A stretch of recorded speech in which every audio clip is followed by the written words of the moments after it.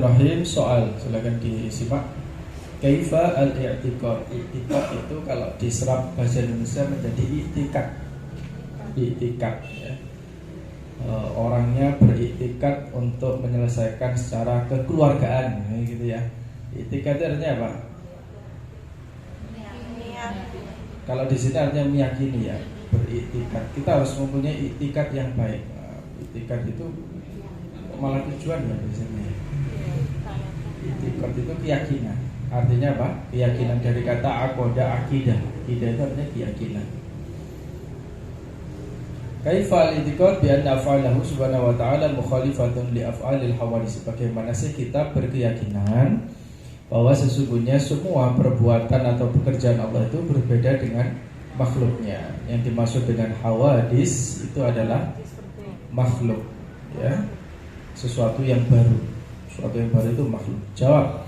Wa an na'taqida, yakni caranya dengan meyakini anna af'alal maula, bahwa sesungguhnya pekerjaan Allah Subhanahu wa taala la tusyabihu af'ala syai'in minal mawjudat, abadnya tidak serupa dengan pekerjaan semua perkara yang ada.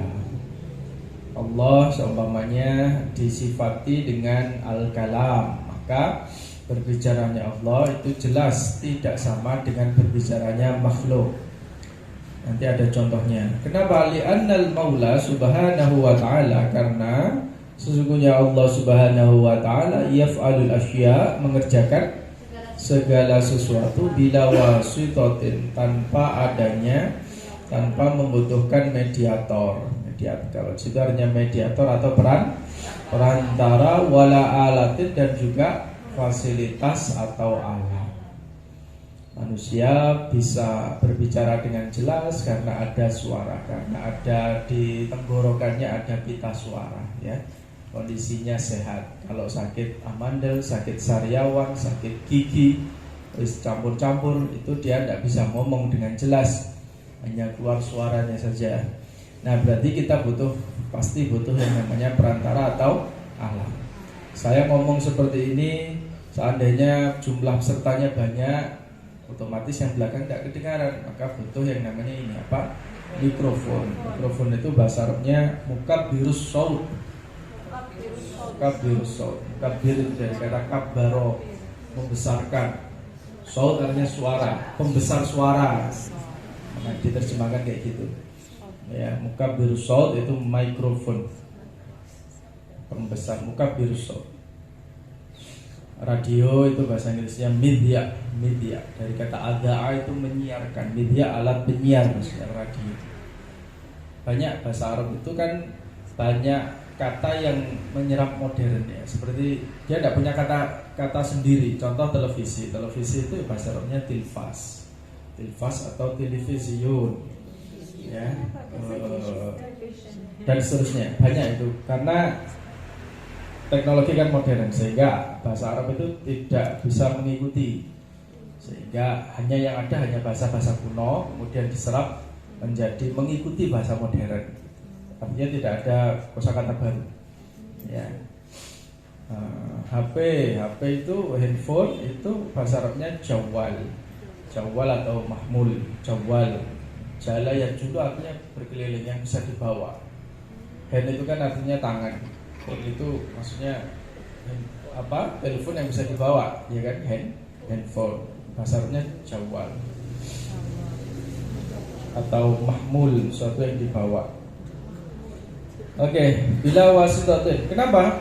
Karena kita ini jelas beda dengan Allah. Melihatnya kita juga dengan alat, mendengarnya kita juga dengan alat. Ya, tapi Allah itu tanpa membutuhkan itu semua.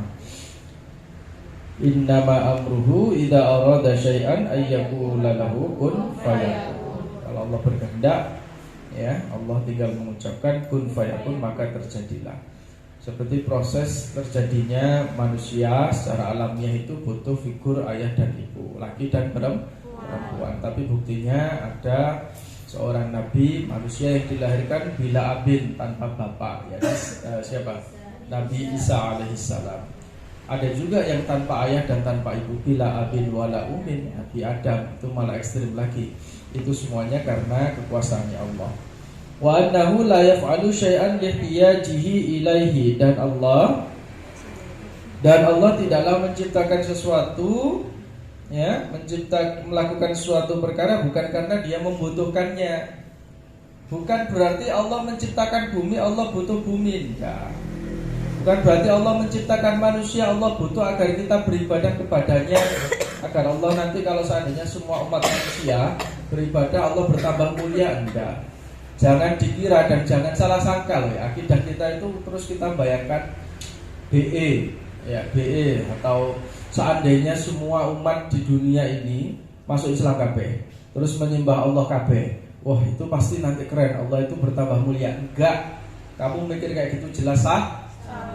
Allah itu tetap itu ya tidak bertambah, tidak sebaliknya seandainya dunia itu kafir kabeh, seandainya kau satu pun yang sholat, tidak ada satu pun yang nyembah, tidak ada satu pun yang zikir kepada Allah, terus sampai bayang no, kok piye Allah nanti kemuliaannya berkurang. Salah.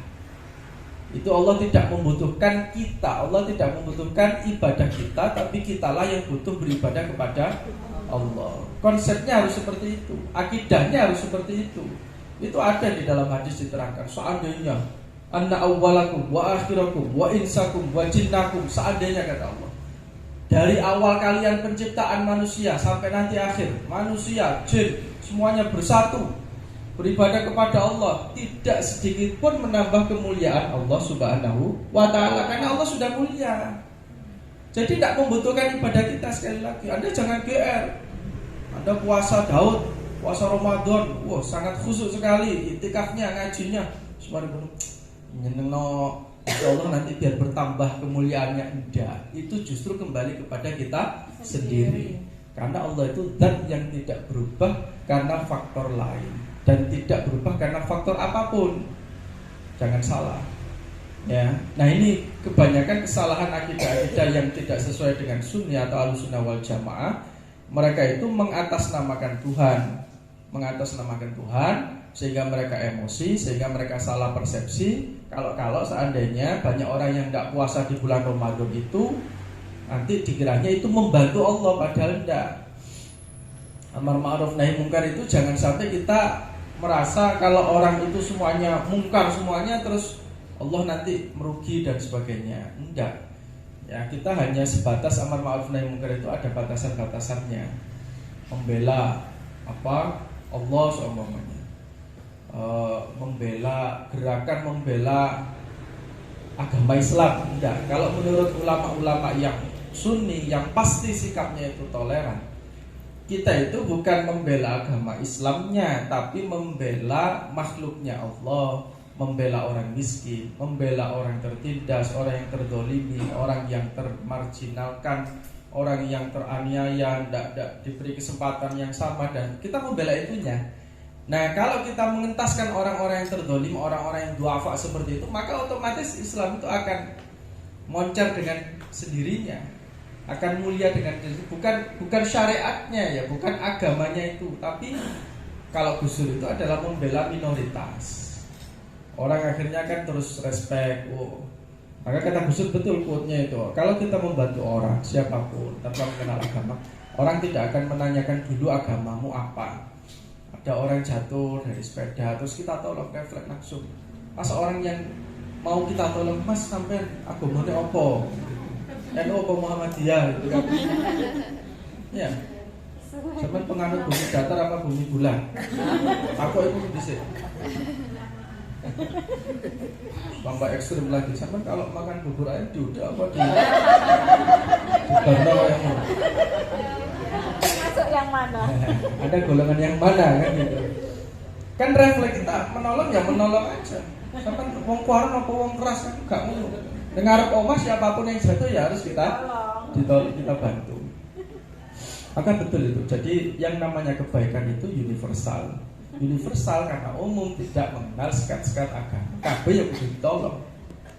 Maka ayatnya itu walaqad karramna bani Adam. Sesungguhnya kami telah memuliakan bani Adam. Ini kan bani Adam kalimat yang mujmal, kalimat yang umum, general.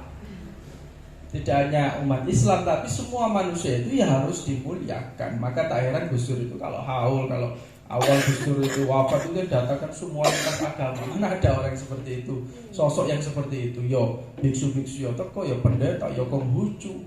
Karena itu Gus Dur sudah melintasi semuanya. Makanya kemarin ketika Habib Umar datang ke Tebuireng, beliau berbicara banyak dan fokus pada satu pembahasan apa? Fokus mengupas biografi dan sepak terjangnya Hadratus Syekh Haji Hasyim Asy'ari. Beliau tidak membicarakan yang lain. Itu artinya apa? Betapa terus saya membayangkan agungnya, mulianya Mbah Hasyim.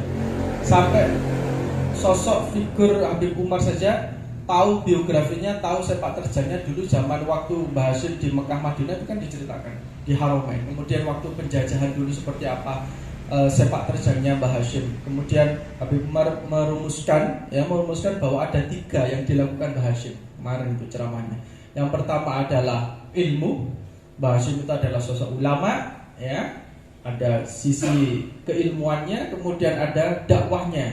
Gak hanya pintar untuk dirinya sendiri, gak hanya untuk murid-muridnya saja yang ditegur, tapi dakwah. Mbah Hasyim juga melakukan dakwah. Kalau dakwah itu sudah tidak mengenal siapapun, tua, muda, laki, perempuan, kaya, miskin, kabeh harus terkena syiar dakwah. Kemudian yang ketiga adalah tazkiyatun nafs, membersihkan jiwa, membersihkan diri. Nah, tiga unsur ini semuanya ada pada dalam diri Mbah Hasyim. Makanya beliau menjadi sosok yang besar. Nah, kemudian kalau saya tambah satu lagi itu adalah apa? Nasionalisme. Beliau ikut membela tanah air, membela Indonesia dari penjajahan. Karena bisa jadi ada figur yang nggak komplit, iya pinter, iya ahli ibadah, tapi dia tidak tergerak untuk menggerakkan masyarakat melawan penjajahan. Karena kondisinya dulu seperti itu, Mbah Hasyim komplit. Yo pendakwah, yo pengajar, yo kiai, yo membersihkan hati nih wong-wong sing rusuh kuwi. Dulu Tebuireng itu kan tempatnya kotor ya, kalau panen giling ya dipenuhi dengan kemaksiatan, orang mabuk-mabuk, mengundang penari wanita dan seterusnya, kultur masyarakat sekitarnya seperti itu. Ya, dan juga beliau nasionalisme. Sehingga darah nasionalisme ini, itulah yang saya ceritakan pada tamu-tamu kalau datang dari luar kota. Yang membedakan Tebuireng itu, di makam Tebuireng itu banyak pahlawan. Ya. Putranya Kiai Haji Wahid Hasyim, ya, Kiai Wahid Hasyim pahlawan. Kemudian Kiai Yusuf Hasyim pahlawan. Gus Dur juga pahlawan, apalagi presiden. Ya. Jadi uniknya Tebuireng itu adalah sudah tidak berbicara lagi skala Jombang, skala Jawa Timur, tapi nasional. Kiai Wahid Menteri Agama nasional. Kiai Yusuf Hasyim nasional, dulu menjabat di DPR pusat, dulu penggerak Hizbullah, ketua Hizbullah ketika zaman PKI. Gak sempat ngaji, Kiai Tebuireng itu gak sempat silo kayak saya gini terus buka kitab ngaji, gak ada. Kiai Yusuf Hasyim itu karena dulu zaman PKI menyelamatkan kiai-kiai, termasuk Kiai Madiun Ponorogo waktu zamannya PKI.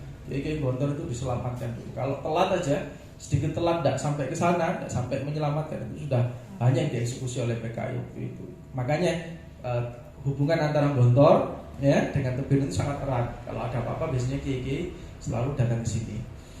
Kemudian Gus Dur juga begitu. Malah hebat lagi, Tebuireng semakin ramai. Dulu Mbah Hasyim sudah ramai, ketambahan Gus Dur wafat 2009 tambah ramai sekarang. Ono terminal makam Gus Dur, ono museum, ono orang jualan berjubel, sampai paket wali ke-10 ya, kesini semua bis-bisnya ziarah itu karena ketambahan Gus Dur cucu.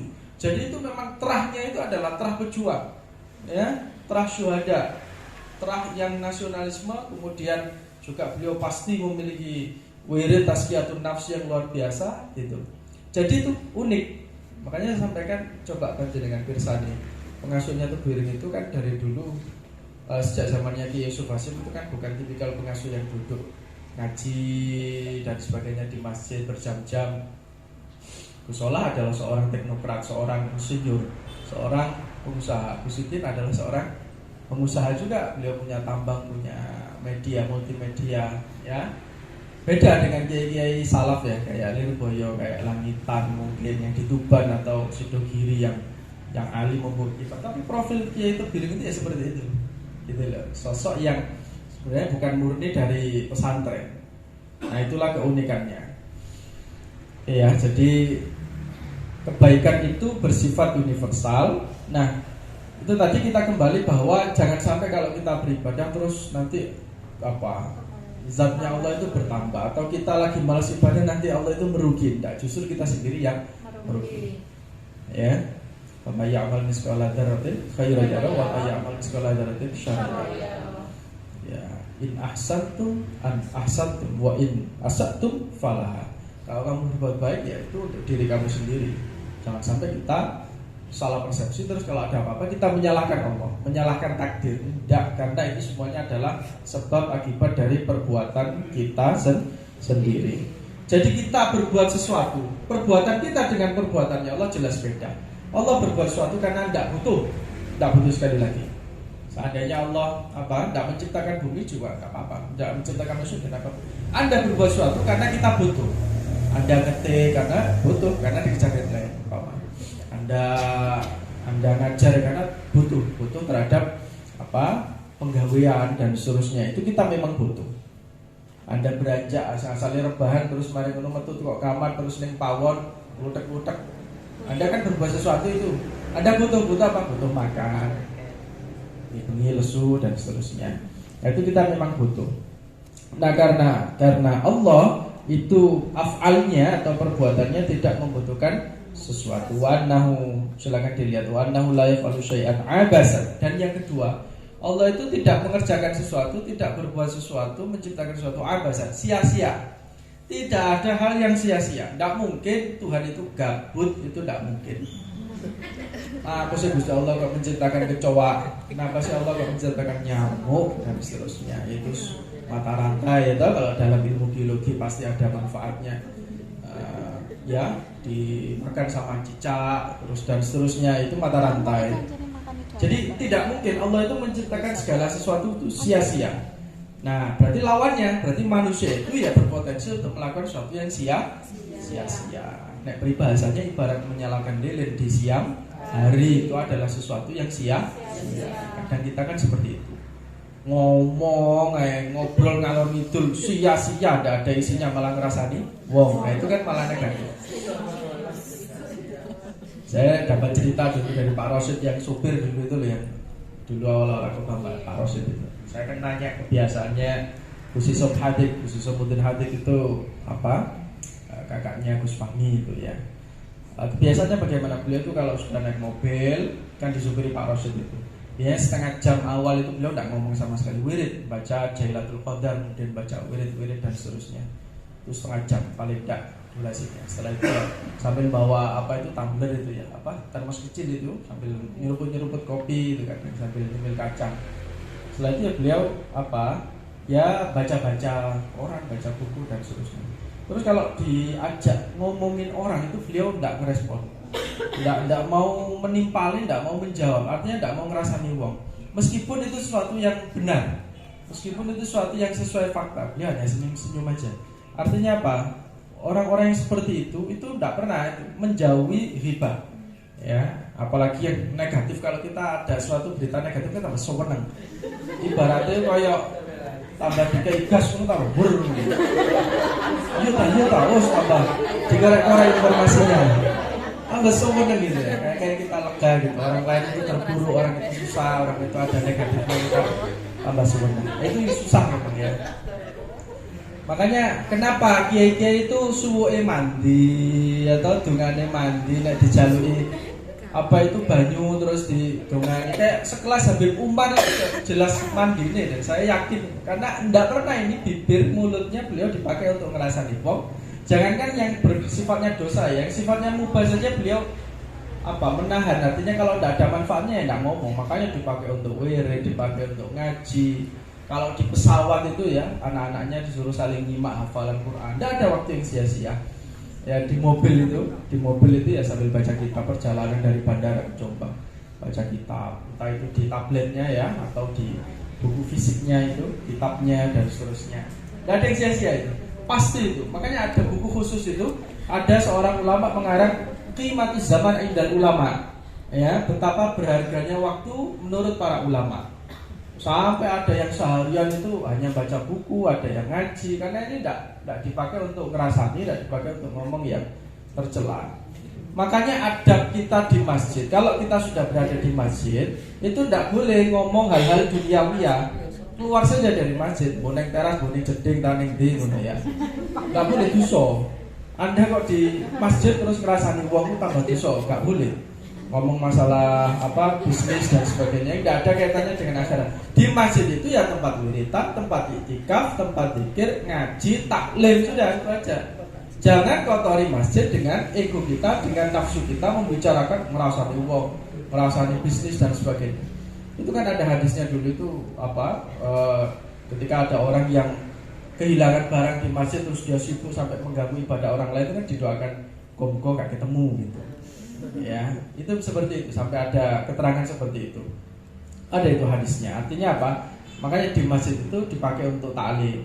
Nah, apalagi sekarang kan mendekati pilpres, itu sudah ada larangan dan itu sudah disepakati. Biar kejadian tahun-tahun lalu tidak terjadi apa?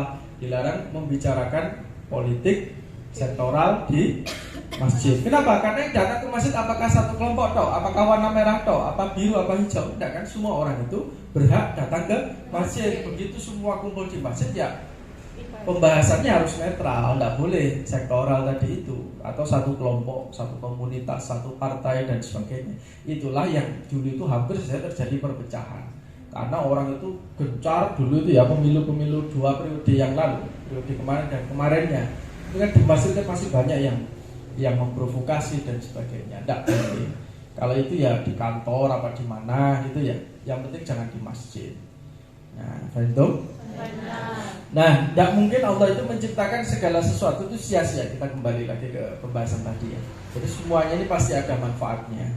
Semua apa yang diciptakan Allah itu ada manfaatnya, termasuk qadha dan qadar. Ketentuan Allah, ya, keputusan Allah, ketentuan Allah, takarannya Allah itu semuanya harus kita husnudzon. Kenapa kok kita belum diberi rezeki ini, belum dikasih kesempatan tidak seperti orang lain, ya? Ya pasti hidup itu ada plus minusnya. Jangan dikira orang yang statusnya enak-enakan dan sebagainya itu bisa jadi dia pasti menyimpan kesedihan. Ada sesuatu yang dia sembunyikan. Tidak mungkin. Apa itu orang itu terus enak terus lempeng hidupnya, itu tidak mungkin. Ya, jadi ya biasa aja kita. Ya alhamdulillah kalau melihat nikmat orang lain, alhamdulillah, jangan hasud ya. Karena pandangan hasud kemudian hati yang hasud itu bisa nyetrum. Ya, tapi kalau kita alhamdulillah rek wong iki seneng, ya udah biasa aja ikut seneng. Orang seneng ya kita ikut seneng. Tapi kalau orang seneng terus kita tidak seneng, itu nanti timbul penyakit hati. Yang susah ya seperti itu. Jadi kita itu mengolah hati. Makanya Habib Umar itu ad-da'i ilallah. Julukannya ad-da'i ilallah, yang ngajak kepada Allah. Kalau dia sudah mengangkat tangannya, sudah berdoa, semuanya diajak tahlil semuanya, kok nangis semua orang-orang itu. Karena sampai menyentuh hati. Kenapa Habib Umar itu magnetnya sangat kuat sekali ya? Karena beliau bersih, bersih, jadi rebutan orang. Ya, kemarin bukan hanya di Jombang tapi melihat stadion Gresik itu penuh, kemudian di Kalimantan itu Palangkaraya penuh luar biasa. Itu yang mengatakan beliau adalah wali kutub. Kutub itu ya pusatnya. Jadi cirinya itu ya, kalau ada sosok yang hadir kemudian mengalahkan wibawa, mengalahkan karisma kiai-kiai habaib lain yang ada di situ, berarti beliau lah pusatnya. Habib Lutfi saja yang lebih sepuh secara usia itu kalau bertemu Habib Umar secara posisi duduknya beliau sangat hormat sekali. Ya, di makomnya luar biasa. Nah, itulah makanya kita tabarukan. Kalau beliau, bagaimana kalau kita hanya bisa menyaksikan di YouTube? Ya tetap dengan adab, ya kita ngaji di depan YouTube. Umpama tidak bisa ngaji Gus Bahak langsung, umpama ya posisi ngaji kita di depan YouTube ya kudu sopan. Ojo terus gak kelamben terus tangkringan ya sampai nyemil-nyemil, itu adabnya kurang baik. Kalau beliau berdoa ya kita ikut mengamini, tidak apa-apa itu. Habib Umar menyatakan boleh seperti itu, kita boleh belajar dari internet. Kaifa al-i'tiqadu bi qiyamihi ta'ala bi nafsi, bagaimana halaman 23, bagaimana kita meyakini qiyamuhu bi nafsi wa anna ta'ala anna Allah Subhanahu wa ta'ala la yahtaju ila syai'in minal asya' fala yahtaju ila makanin wala ila mahallin wala ila syai'in minal makhluqat aslan fa huwa al-ghaniyyu 'an kulli syai' wa kullu syai'in muhtajun lillahi subhanahu wa ta'ala. Qiyamu bi nafsi ini adalah maha independen, maha yang otoritatif, maha yang tidak tergantung dengan yang lain. Maka dalam surat Al-Ikhlas, qul huwallahu ahad Allahus samad, awalnya samad. Allah itu adalah tempat bergantung. kita menggantungkan harapan kita, niat kita, doa kita, semuanya kita pasrahkan, kita gantungkan kepada Allah. As-Somad, sampeyan nek maca Al-Ikhlas yo kudu artine. Kul huwallahu ahad, Allahus. Allah itu maha pengagung, kabeh pasrahkan kepada Allah, maksudnya gitu. Lam yalid wala, Allah tidak beranak dan tidak diberanakkan. Ini tauhid ini. Dia tidak salah persepsi seperti orang yang menuhankan Isa alaihissalam. Walam yakun lahu kufuwan ahad, tidak ada sekutu, tidak ada yang menyamainya sama sekali. Nah, kemudian di surat Al-Kafirun, ini penting kalau diperhatikan, ada berapa ayat surat Al-Kafirun? Ada 6. Qul ya ayyuhal kafirun la a'budu ma ta'budun. Apa artinya? La a'budu, saya tidak menyembah apa yang kamu sembah. Wala ana a'budu ma ta'budun. Wala antum a'buduna ma a'bud. Maknanya panjang. Wala ana a'budu ma a'badu lakum dinukum waliya. Tolong perhatikan 4 ayat itu, nanti sama cek kalau tidak percaya. Ketika Al-Quran itu kan memberikan kesan yang indah. Wala ana a'budu ma a'badtum. Saya tidak menyembah apa yang kamu sembah. Ma itu apa? Apa-apa yang kamu sembah. Ma. Ketika membicarakan kaum kafir Quraisy, kaum yang musyrik kepada Allah, ma-nya itu pendek. Wala ana a'budu ma a'badtum. Kok sama itu loh? Wala antum a'biduna ma a'bud. Kamu juga tidak menyembah apa yang saya sembah, aku sembah. Ketika kembali ke umat Islam, ma'abud orang muslim, ma-nya panjang. Ma-nya itu mat apa itu sing ana ngene niku ya. Majais munfasil apa? Majais munfasil. Panjang. Mat wajib mutasil ya. Yang panjang itu. Nah, itu yang kaum kafir itu wala ana abidum ma'abad itu pendek. Wala antum abiduna ma'abud. Kenapa kok kaum kafir itu kok ma-nya itu pendek? Kalau umat Islam itu muslim itu panjang. Itu memberi kesan apa sing mau sembah itu remeh, rendah. Apa sing tak sembah itu mulia, luhur, makanya panjang. Nanti saya share ya capturannya itu, teksnya. Itu dari situ saja kita sudah luar biasa. Al-Quran itu mukjizat. Semakin dipelajari, semakin didalami, Al-Quran itu akan semakin menampakkan kilau cahayanya. Tapi itu tadi ibarat berlian, ya toh. Kilau cahayanya itu bisa dipandang dari sudut manapun, bukan hanya dari satu sudut. Itulah kelebihannya, mukjizatnya Al-Quran. Mukjizat itu dari kata ajaza ya'jizu, lemah, apes, bahasa Jawanya apes. Kenapa mukjizat itu artinya melemahkan argumentasi orang-orang yang tidak beriman. Makanya disebut mukjizat. Orang-orang yang menentang Nabi Musa, mukjizatnya Nabi Musa, tongkatnya dilempar menjadi ular yang besar, makan ular yang kecil-kecil, melemahkan, namanya mukjizat. Ajaza ya'jizu artinya apes, lemah, ya. Nah, qiyamu bi nafsihi, bagaimana kita meyakini? Silakan dilihat artinya. Halaman 23. Ini penting ini, ayo dilihat. Caranya dengan meyakini bahwa semuanya Allah Subhanahu wa taala tidak membutuhkan segala sesuatu. Allah tidak butuh tempat. Kita butuh tempat. Kemarin sudah saya terangkan ya. Jadi jangan menganggap Allah itu bersemayam di arsy terus ono kursi ini duduk atau ada sebuah dimensi ruangan bangunan. Tidak. Persemayaman dan juga tidak butuh kepada makhluk sama sekali. Kita yang butuh kepada Allah. Allah adalah Maha Kaya dan semua perkara selainnya pasti membutuhkan. Pasti kita butuh kepada Allah. Kebalikannya. Nah, ini bahayanya aliran Mujassimah, Wahabi yang Mujassimah. Ulamanya berpendapat ngawur sekali. Allah itu punya berat. Allah itu punya berat badan. Nah, bahaya sekali. Jadi kemarin yang saya sudah terangkan, Allah itu punya mata seperti fisik. Allah punya tangan, Allah punya kaki. Ini aliran Mujassimah yang bertolak belakang dengan akidah Ahlussunnah wal Jamaah. Termasuk mereka meyakini Allah itu mempunyai berat badan. Ya, ini kan bahaya ini. Ya, jadi disamakan dengan makhluk. Makhluk kan punya berat badan, panjenengan, saya punya berat badan, panjenengan kelebihan berat badan dan seterusnya. Ya, alhamdulillah. Bahagia itu. Otomatis jadi juri menghias apa itu tumpeng. Sing juri-juri, masya Allah, luar biasa. Gemoy. Web dengan mak dapur ya. Cocok. Jadi kuliner gitu ya. Siapa itu? Gus Bilhak itu ya, lucu itu. Gus Bilhak kan gemoy sekali itu, lucu itu Bilhak itu. Awalnya gawatnya kayak Gus Ronald itu, Gus Arina. Sore kemarin ngaji ya ke Bapak, saya mau dengok itu, mau lewat dapur kan, saya mau minta kopi itu. Ono suara kayak suara kucing, saya bilang gitu. Tiba-tiba pun di lari nih, ini Gus jero kamare mak itu, biar gitu, oleh pelora. Walah, seneng ya karena lucu itu. Tapi kalau senyum itu mirip almarhum mbahnya itu, Muhaimin itu. Kalau senyum itu mirip seperti abahnya Niza itu, mirip. Kasihan ya, beliau sudah wafat tapi tidak menangi cucu pertamanya, bukan cucu pertama itu dari Gus Arinan itu. Alhamdulillah. Jadi apa ya? Jadi waktu Amin Al-Jailani itu, waktu ke Aqabah itu beliau bilang, sebentar lagi Aqabah akan dapat berita gembira, yaitu diantaranya ya haji, kemudian kita dan seterusnya itu. Ya, beliau kan agak bisa melihat seperti itu. Itu kelebihannya. Jadi apa istilahnya tadi, kita harus meyakini mensifati Allah itu dengan segala sesuatu yang sempurna. Artinya sempurna itu adalah kamaliyah. Tidak mungkin Allah itu memiliki sifat nukson. Kalau nukson itu yang ada pada manusia. Titik wallahu alam.